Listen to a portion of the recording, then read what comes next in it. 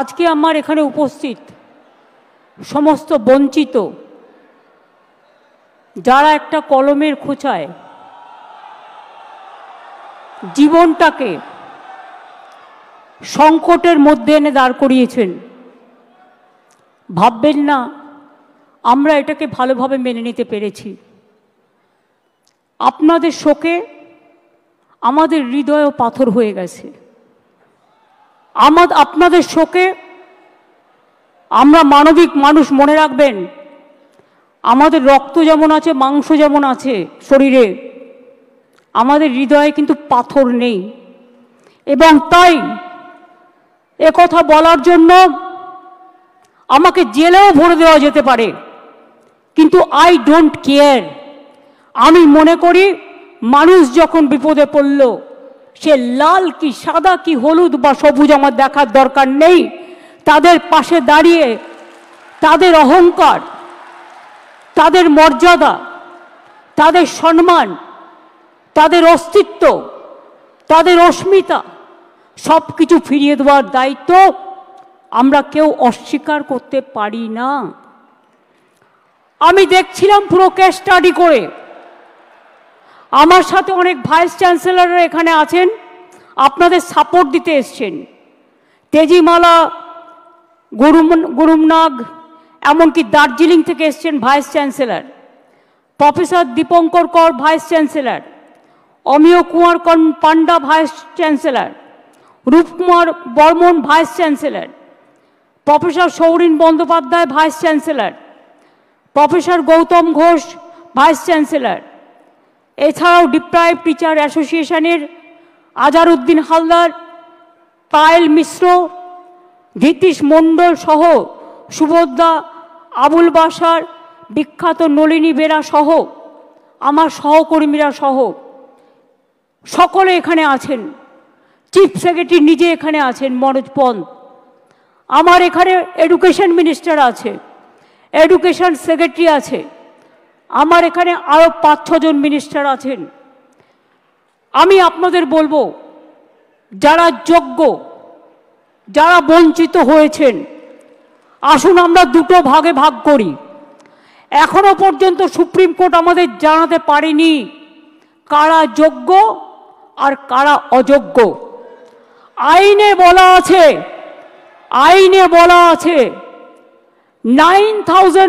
10,000 people can go scot free, but one innocent cannot be punished.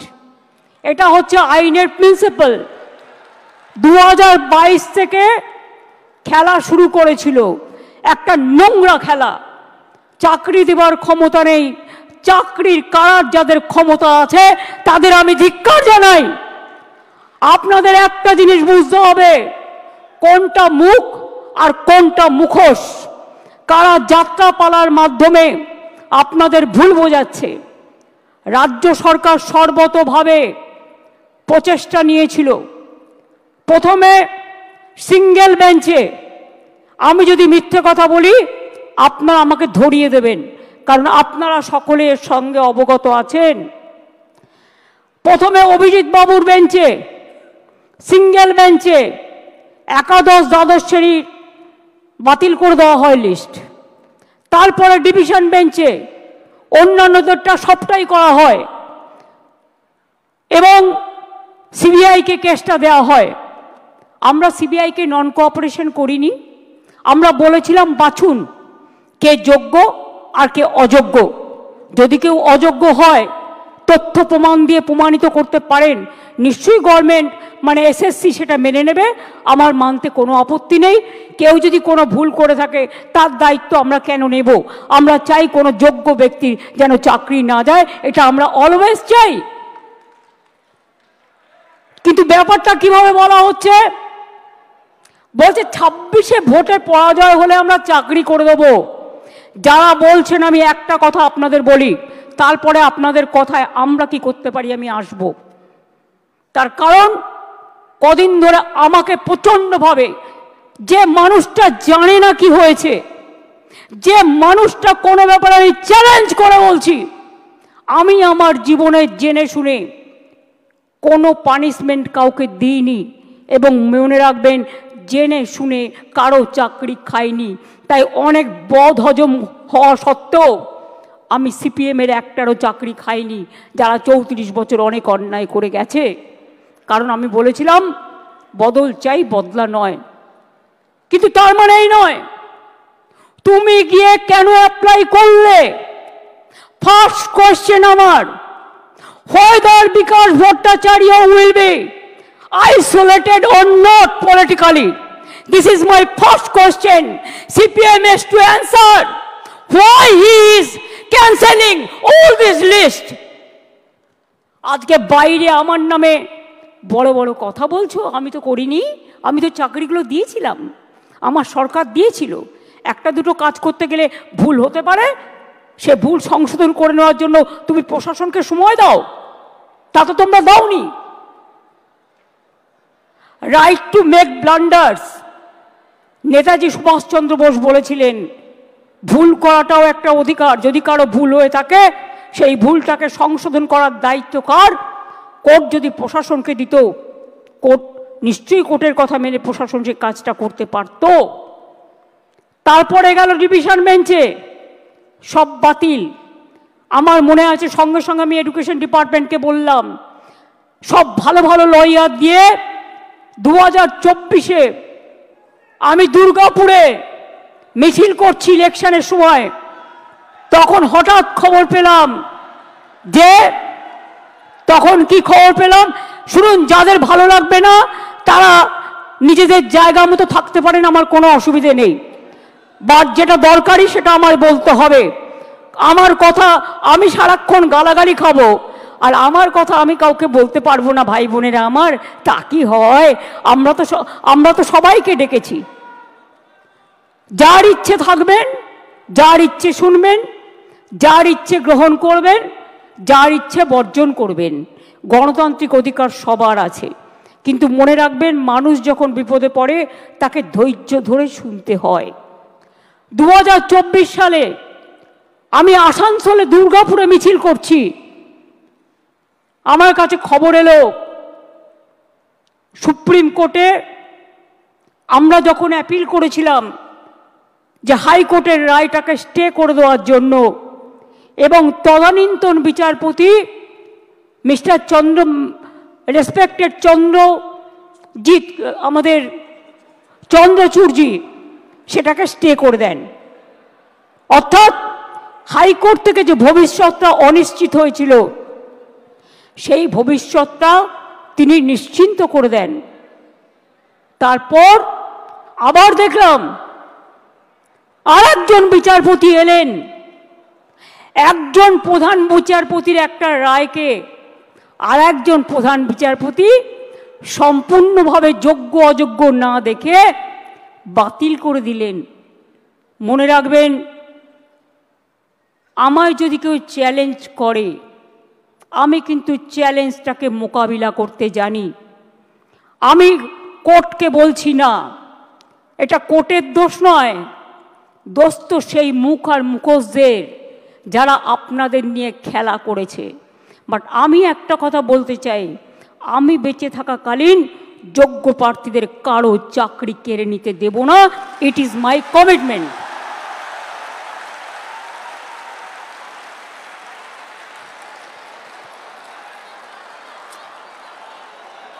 শিক্ষা ব্যবস্থাকে ভেঙে পড়ার জন্য, ভেঙে ফেলে দেওয়ার জন্য, শিক্ষা ব্যবস্থাকে ভেঙে ফেলার জন্য একটা চক্রান্ত চলছে, একটা পরিকল্পনা চলছে। 9, 10, 11, 12 টিচাররা gateway of the higher education তারা তৈরি করে, তারা অনেকে খাতা দেখছে, তারা অনেকে গোল্ড মেডালিস্ট আছে, তাদের জীবনে ভালো রেজাল্ট করে এসছে, সবাইকে চোর বলে দিচ্ছেন, সবাইকে অযোগ্য বলে দিচ্ছেন। এই বলবার অধিকার আপনাদের দিল কে? আমি সরাসরি চ্যালেঞ্জ করছি। আর এই রায়ের পেছনে কিছু খেলা তো নেই, সেই খেলাটা কে খেলেছেন? একজন প্রধান বিচারপতি স্টে করে দিচ্ছেন। আমরা তো মনে করি আইনের সম্মান একজন যেটা করে উচ্চ আদালতের সর্বোচ্চ আদালত ন্যায় দেবেন, এটাই আমরা আশা করি। বিচারের বাণী যেন নীরবে নিভৃতে না কাঁদে, এটাই আমরা আশা করি। আমরা আশা করি কণ্ঠ আমার রুদ্ধ আজকে, বাসি সঙ্গীত হারা অমাবস্যার কারা। লুপ্ত করেছে আমার ভুবন দুঃস্বপ্নের তলে, তাই তো তোমায় শুধাই অশ্রু জলে। যাহারা তোমার বিছাইছে বায়ু, নিভাইছে তব আলো, তুমি কি তাদের ক্ষমা করিয়াছ? তুমি কি বেসেছ ভালো? আমরা সরকারের পক্ষ থেকে শিক্ষা ব্যবস্থা যাতে ভেঙে না পড়ে, তার জন্য আমরা প্রথমে আমি একটু কোর্টের ভাষায় বলি। কোর্টের ভাষাটা, তার কারণ মনে রাখবেন, কোর্ট যখন একটা রায় দেয়, সে রায়টাই নাকি চূড়ান্ত রায়। সেই জন্য একটু কোর্টের ভাষায় বলি। সুপ্রিম কোর্ট বলেনি কে যোগ্য কে অযোগ্য, তালিকা দেয়নি। সরকারকে যোগ্য ও অযোগ্যদের আলাদা করার সুযোগ আদালত দেয়নি। ফ্যাক্ট ফাইন্ডিংয়ের অনুমতিও দেয়নি। সিবিআই যা যা কাগজপত্র চেয়েছিল তদন্ত করার জন্য, এসএসসি সব কাগজপত্র তাদের দিয়ে সাহায্য করেছিল। আমরা লয়ার কাদের দিয়েছিলাম শুনে রাখুন, আমরা লয়ার যাদের দিয়েছিলাম এবং এখনও দেব, সেই লয়ার কারা একটু জেনে রাখুন, আপনাদের জানার প্রয়োজন হয়। তার কারণ, জাস্ট এ মিনিট,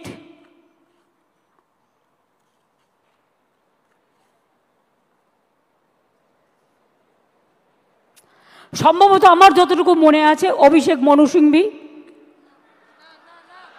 ছাত্রদের হয়ে লড়েছে। যাই হোক, তোমাদের সাপোর্ট দিয়েছি আমরা, হেল্পিং হ্যান্ডস। অভিষেক মনু সিংভি, এবার আমরা বলেছি, এবার আমরা কাদের নিচ্ছি সেটা বলে দিচ্ছি। আমরা অভিষেক মনু সিংভিকে বলছি, আমরা কপিল সিব্বলকে বলছি, আমরা রাকেশ দ্বিবেদীকে বলছি, আমরা কল্যাণ ব্যানার্জিকে বলছি, আমরা প্রশান্ত ভূষণকেও বলতে বলেছি, এবং তাছাড়াও আরও অনেক লিগাল ফার্ম থাকবে যারা রাজ্য সরকারের হয়ে যোগ্য টিচারদের সমর্থনে আইনের লড়াই করবে।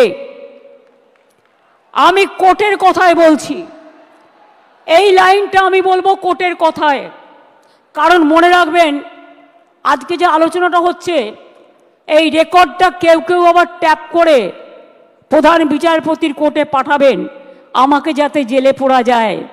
তাই মনে রাখবেন, আমি লটা জানি, আমি নিজেও লয়ার হিসেবে অনেকগুলো কেস করেছি।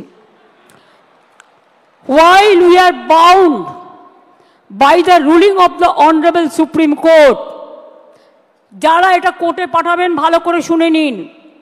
While we are bound by the ruling of the Honorable Supreme Court, we are taking proactive steps to ensure that the situation is handled with the utmost care and fairness. We will explore all possible legal avenues, including seeking modifications of the judgment and other reliefs to provide justice to those who have been affected. যারা আজকে শিক্ষা কাঠামোকে সম্পূর্ণ ভেঙে দিয়েছে, আমি তাদের জন্য বলতে চাই, আমরা এটা নিশ্চিত করব, আমরা একটা ক্ল্যারিফিকেশন চাইব প্রথমে। তার কারণ, যে যারা এখন চাকরি করছেন, ভালো করে শুনুন, এইটা আমরা ক্ল্যারিফিকেশন চাইব কোর্টের কাছে ফার্স্ট, যে তারা আজকে কি করবেন। আপনারা যে বললেন নতুন করে পরীক্ষা নিয়ে লিস্ট করতে, আগে আমাদের জানতে হবে যে স্কুলের বাচ্চাগুলোকে তারা পড়াতেন, যারা স্কুলে যেতেন, যারা কাজ করতেন, যারা শিক্ষক শিক্ষিকারা আজও স্কুলে অনেকে যাচ্ছেন, তাদের জন্য আপনাদের কি ক্ল্যারিফিকেশন? স্কুল কে চালাবে? কাজগুলো কে চালাবে? না খেয়ে মানুষ মেরে দেবার অধিকার তো আমারও নেই, আপনারও নেই, কারোরই নেই। তাই এইটার ব্যাপারে আমার অনুরোধ, যারা চাকরি দিতে পারবেন না তারা যেন চাকরি কেড়ে না নেন, এটা নিশ্চিন্ত করবার জন্য যা করার এডুকেশন ডিপার্টমেন্ট করবে। আদালতের রায় বেরোনোর 15 মিনিটের মধ্যে আমি নিজে চিফ সেক্রেটারি এডুকেশন ডিপার্টমেন্টকে দিয়ে ডিটেলস মিটিং করিয়েছি এবং আমরা আমাদের প্রসেস শুরু করতে বলেছি। আদালতের রায় বেরোনোর 2 ঘন্টার মধ্যেই চিঠি পাঠানো হয়েছে কমিশনকে। আমার বিশ্বাস, আমি আপনাদের বলছি, আমি এখন ভবিষ্যতেরটাও বলে রাখছি, ধরুন ক্লারিফিকেশনে বলে দিল না চাকরি করা যাবে না যতক্ষণ পর্যন্ত ফ্রেশ অ্যাপয়েন্টমেন্ট হবে না। আমায় দুটো দিক ভেবে রাখতে হচ্ছে, কোনটা মাইনাস হতে পারে, কোনটা প্লাস হতে পারে। ইফ ইট ইজ মাইনাস, তাহলে আমরা কি করব?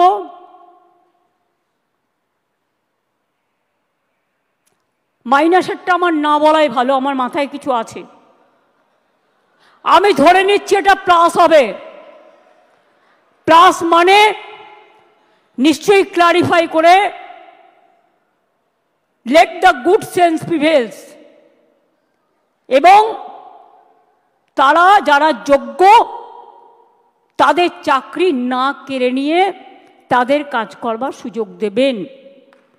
বাই চান্স যদি না দেয় তাহলেও মনে রাখবেন, যারা যোগ্য তাদের চাকরি নিশ্চিন্ত করার দায়িত্ব সরকারের।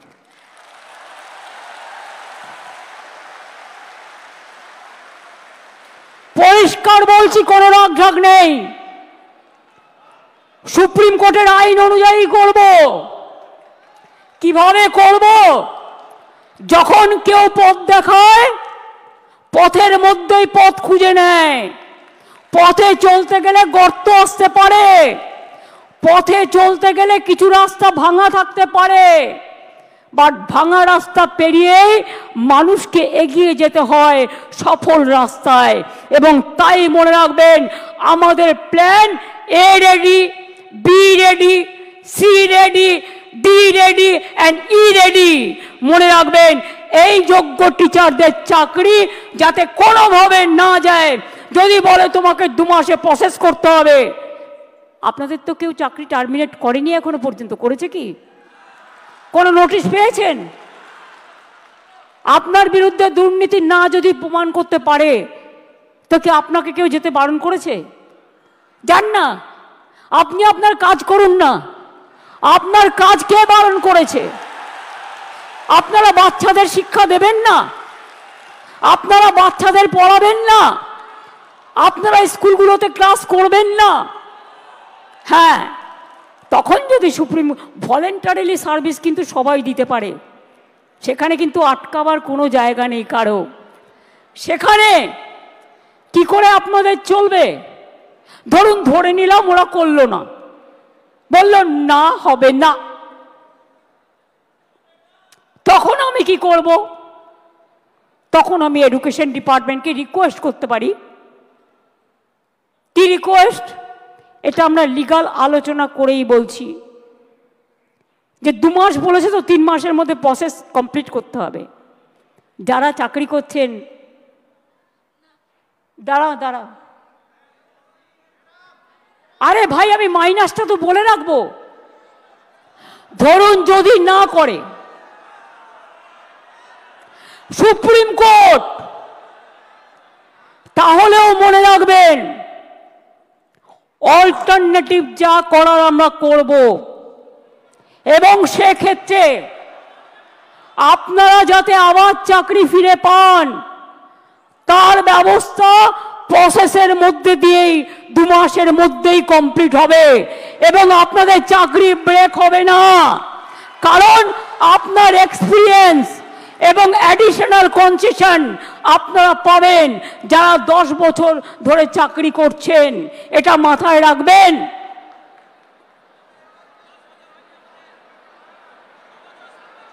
আমি চাই মানবিকতার খাতিরে সুপ্রিম কোর্ট কেসটা নিয়ে ক্ল্যারিফাই করে বলুন কারা যোগ্য কারা যোগ্য নয়, আমাদের হাতে লিস্টটা তুলে দিন। দুই হচ্ছে, আমরা এটাও জানতে চাইব শিক্ষা ব্যবস্থাকে ভেঙে দেওয়ার অধিকার তো কারো নেই। দু তিনটে এক্সাম্পল দিচ্ছি। মধ্যপ্রদেশের ভেপম কেলেঙ্কারি, বিজেপির রাজ্যে কতজন মানুষকে খুন করা হয়েছিল? 89 জন, আজ পর্যন্ত বিচার পায়নি। নিট নিয়ে অনেক অভিযোগ উঠেছিল, সুপ্রিম কোর্ট নিট কিন্তু বাতিল করে দেয়নি। শুধু বাংলাকে টার্গেট করা হচ্ছে কেন, এটা আমরা জানতে চাই। বিহারে কি হয়েছে, রাজস্থানে কি হয়েছে, ইউপিতে কি হয়েছে? সিপিএম এর আমলে চিরকুট দিয়ে চাকরি হয়েছে এবং বিজেপি রাজ্যেও হয়েছে। অস্বীকার করতে পারবেন না। বাংলার ট্যালেন্টকে আপনারা ভয় পান। কাজেই আজকে আমি এ কথা বলতে এসেছি, দুটো ভাগ এই পর্যায়ের, একটা যোগ্য আর একটা অযোগ্য। যোগ্যদের চাকরি যাতে যোগ্যরা ফিরে পায় মর্যাদার সাথে, সম্মানের সাথে, আমরা প্রথমে ক্ল্যারিটি চাইব। যদি ক্ল্যারিটি সুপ্রিম কোর্ট ক্লিয়ার করে দেয় আমরা সকলে গ্রেটফুল থাকব, আর যদি না করে তখন আমাদের রাস্তা থেকেই আমরা রাস্তা বের করে নিয়ে আপনাদের পাশে দাঁড়াবো, যাতে আপনাদের কোনো অসুবিধে না হয়। 2 মাস সাফার করলে 20 বছর সাফার করতে হবে না, আর ওই 2 মাসও পুষিয়ে দেবো। এটা মনে রাখবেন, আমার জীবনে কথা মানে কথা। আমি যদি কাউকে কথা দিই আমি লাস্ট পর্যন্ত সেই কাজটা করে দেখাই। কারো দোয়া ভিক্ষে চাই না, আপনাদের ভিক্ষা করে খেতে হবে না। আমি জানি অনেক পরিবার আছে যারা গাড়ির জন্য লোন নিয়েছেন, বাড়ির জন্য লোন নিয়েছেন, বাচ্চার পড়াশুনো চালান, বৃদ্ধা বাবা মাকে দেখেন, ওষুধের খরচা দেন, সংসার চালান, নতুন করে বিয়ে করেছেন, তাদের সংসার তৈরি করেছেন। আপনারা কি ভাবেন আমি এত বোকা যে তাদের সবটা বাতিল করে দেব? তারা অযোগ্য নয় জেনেও? এটা হতে পারে না। যারা যোগ্য নিশ্চিন্তে থাকুন, ভরসা রাখুন, আস্থা রাখুন, পাবেনই, চিন্তা করবেন না। কারো চাকরি কেড়ে নেওয়ার অধিকার কারো নেই। আমরা ক্ল্যারিটি চাইব। ক্ল্যারিটি যদি না হয় আগে পেছে সব আমরা ওটাকে ভরাট করে দেব। Don't worry. আপনারা পড়াশোনা করুন, আপনারা বাচ্চাদের মানুষ করুন, আপনারা সার্ভিসে যান, ভলেন্টারিলি সার্ভিস করুন। কেন আপনারা ভলেন্টারিলি করবেন? তার কারণ আমাদের সুপ্রিম কোর্টে ক্লারিফিকেশনের জন্য যেতে হচ্ছে বলে আইন মোতাবেক আমরা চাই আইন আপনাদের সুরাহা করুক। আর যারা রাস্তায় দাঁড়িয়ে চিৎকার করে আমায় গালাগালি দিচ্ছেন তাদের বলবো, আপনারা তো চারিদিকে লোক পুষে রেখেছেন, এই রায় তো আপনারা কলকাঠি নাড়েননি তো। মমতা ব্যানার্জিকে খাস্তা করতে গিয়ে মনে রাখবেন টিচারদের চাকরি কেড়ে নেবেন না, ওদের জীবন যৌবন কেড়ে নেবেন না, যোগ্যদের চাকরি কাড়বেন না, যোগ্য প্রার্থীদের অমর্যাদা করবেন না। মমতা ব্যানার্জিকে 1000 বার আপনারা মিথ্যে কথা বলতে পারেন, কুৎসা করতে পারেন, চক্রান্ত করতে পারেন। মনে রাখবেন সুস্থ বাঘের থেকেও আহত বাঘ আরো ভয়ঙ্কর। এই আঘাত আপনাদের আঘাত নয়, এই আঘাত আমার উপর মানসিকভাবে আঘাত, আমাদের সরকারকে আঘাত করেছে। এই আঘাতের প্রত্যুত্তর আমরা ফিরিয়ে দেব কাজের মধ্যে দিয়ে, সম্মানের মধ্যে দিয়ে, জীবন জীবিকার মধ্যে দিয়ে। চিন্তা করবেন না। আর কেউ কারো উস্কানি সুরে, প্ররোচনা শুনে প্লিজ দয়া করে প্ররোচিত হবেন না। মনে রাখবেন মাথার উপরে আমরা আছি, মামাটি মানুষের সরকার আছে, কারো প্রতি কোনো অবিচার আমরা করব না। এটা আমি কথা দিয়ে গেলাম, এটা আমি কথা দিয়ে গেলাম, এটা আমি কথা দিয়ে গেলাম। যারা বলছে 2026-এ করবেন, দাঁড়ান 1 সেকেন্ড, আরেকটা শুনে নিন। ত্রিপুরায় 10,000 টিচারের চাকরি হয়ে গিয়েছিল কোর্টের জন্য। বিজেপির ম্যানিফেস্টো বলা হয়েছিল, প্রতিশ্রুতিতে প্রথমবার, এবার তো দ্বিতীয়বার এসছে, যে তারা জিতলে সব টিচারদের চাকরি ফিরিয়ে দেবে। দেয় তো নি, উপরন্তু যারা প্রতিবাদ করতে গিয়েছিল তাদের মাথাগুলো মেরে ফাটিয়ে দিয়েছে। সুতরাং মনে রাখবেন, এদের বিশ্বাস করবেন না, এরা দুমুখে কেউটে সাপ। আমরা এক নয়, এটা মাথায় রাখবেন। আম গাছে কখনো আমরা ফলে না, আর আমরা গাছে কখনো আম ফলে না, এটা মাথায় রাখবেন। এবং তাই এই কেসটাও আমরা লড়বো, just like a royal Bengal tiger. আর আমি স্টুডেন্টদের বলবো, এই ডিপ্রাইভ টিচার অ্যাসোসিয়েশনের যারা আছে তারাও একটা গ্রুপ করে, আমরা যে লয়ারদের দিচ্ছি তারাও যদি মনে করেন তারা কনসাল্টিং প্রসেসে থাকবেন, তাদের স্যাটিসফ্যাকশানের জন্য আমি এডুকেশন মিনিস্টার এবং সেক্রেটারি এবং চিফ সেক্রেটারি এখানে আছে, তাদের রিকোয়েস্ট করব ওদের থেকেও একটা স্মল গ্রুপ তৈরি করে নাও। আর এদের আপনারা ডিপেন্ড করুন যাতে টাইম টু টাইম সঠিক মেসেজ আপনারা করতে পারেন। আমি এইটুকু বলবো, নিশ্চিন্তে থাকুন, ভরসা রাখুন। আগে আমাকে যোগ্যদেরটা ঠিক করতে দিন, আগে আমাকে যোগ্যদেরটা ঠিক করতে দিন, তারপরে আমি অন্য কথা বলবো, আমি আবার ডাকবো। আগে যোগ্যদেরটা হয়ে যাক, বাদবাকি যারা থাকবেন, যাদের অযোগ্য বলা হচ্ছে তাদের বিরুদ্ধে কি কি এভিডেন্স আছে আমি দেখব। সত্যিই যদি এভিডেন্স প্রমাণিত হয় তারা অযোগ্য, তখন আমার কিছু হয়তো করার থাকবে না ওই ডিপার্টমেন্টে, কিন্তু সেটা নিয়ে আমরা আলোচনা করব পরে। আগে ফার্স্ট ফেজ যোগ্যদেরটা রক্ষা করা, সেকেন্ড ফেজ কাকে অযোগ্য বলেছে, কেন বলেছে, কি কারণে বলেছে, কোন এজেন্সি তদন্ত করেছে, কি কি কাগজপত্র আছে, টোটালটা দেখব। তারপরে তাদের নিয়ে আমি আলাদা করে মিটিং করে আমাদের কথা বলবো। আমার মনে হয় আপনারা নিশ্চিন্তে থাকুন, চিন্তা করবেন না, এবং যোগ্য অযোগ্যের মধ্যে গন্ডগোল লাগাবেন না। ভাই ঠিক আছে, ঠিক আছে, যে কেউ অ্যাপ্লিকেশন দিতে পারেন। আমি এটাই বলবো, নিশ্চিন্তভাবে আপনারা বাচ্চাদের শিক্ষা দিন এবং যোগ্যরা যারা আছেন শিক্ষা দিন, শিক্ষিত করুন। বাদবাকি যারা আছেন আমি বলেছি তো পরে কথা বলবো, তাদের সাথেও যখন সুযোগ হবে আমি নিশ্চয়ই তাদের কথা শুনবো। এবং ফার্স্ট আমাকে তদন্তটা করতে দিন, ফার্স্ট আমাদের তদন্তটা করতে দিন। আমরা দেখতে চাই, শুনুন, পথ যখন হারিয়ে যায় নতুন পথ একটা খুঁজে পাওয়া যায়। কাজেই দুটো পথই আমাদের কাছে, আমরা ক্লারিফিকেশন চাইব, আইনের ধারা অনুযায়ী কাজ করব, আইন মোতাবেক কাজ করব। বাট কারো চাকরি যাওয়াটা আমাদের ধর্ম নয়, চাকরি ফিরিয়ে দেওয়াটা, চাকরি করে দেওয়াটা আমাদের ধর্ম।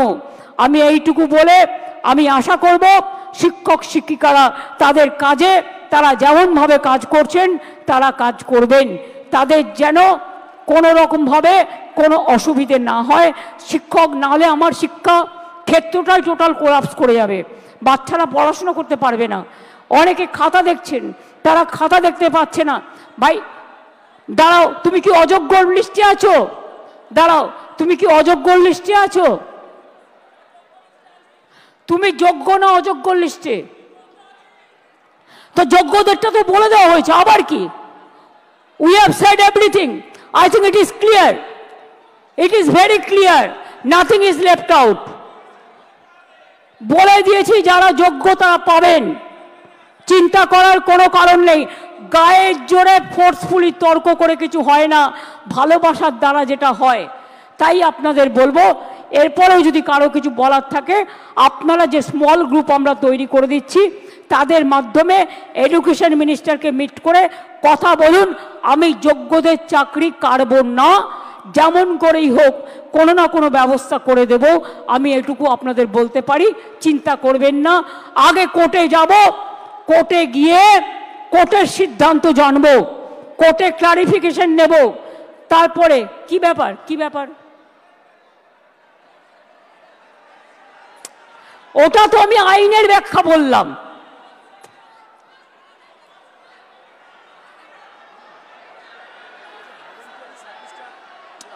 আরে ভলেন্টারিলি বলছি না, শুনুন, আমি কোর্টের ভাষা বলছি। Please understand, now we are under the court verdict and court judgement, আর আপনাদের রিপ্রেজেন্টেশন এখানে আছে। আমি কেন বলছি, কোর্ট আমায় বলতে পারে আমি বাতিল করলাম, তুমি ওদের কেন যেতে বলছো? আমি যেতে বলছি এই কারণে যে যে কেউ সার্ভিস দিতে পারে ফর হিউম্যানিটি, তাদের সার্ভিস কেউ কাটতে পারে না। সুতরাং কোর্টের আইন মেনেই যোগ্যদের জন্য ওদের পথ দুটো খোলা আছে। মনে রাখবেন, কোর্টের আইনেই দুটো পথ খোলা আছে। সেই পথ খোলা থেকেই আমরা আপনাদের ব্যবস্থা করে দেব যাতে কেউ চাকরি না হারান। প্লিজ আন্ডারস্ট্যান্ড, আমাদের কোর্টের অর্ডারও মানতে হবে, কোর্টে ক্লারিফিকেশনও চাইতে হবে, রিভিউ পিটিশনও করতে হবে। সেই জন্য বলছি, যতক্ষণ পর্যন্ত রিভিউ পিটিশনটা ক্লিয়ারেন্স না হচ্ছে আপনারা আপনাদের কাজ তো করতে পারেন। কে বাধা দিয়েছে? আপনাদের তো গভর্নমেন্ট থেকে টার্মিনেট লেটার দেয়নি। তো why you are asking me? Don't repeat this question না, এটা আপনার মাইনাস হতে পারে। বুদ্ধি খরচ করুন, বুদ্ধিমানেরা বুদ্ধি খরচ করে, বুদ্ধি খরচ করে কাজ করুন।